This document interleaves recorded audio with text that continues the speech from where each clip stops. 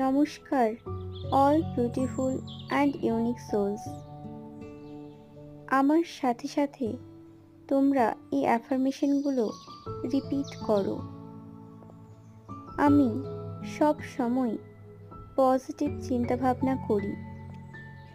আমার মধ্যে ক্ষমতা রয়েছে যে কোনো খারাপ পরিস্থিতিকে ভালো পরিস্থিতিতে রূপান্তরিত করার।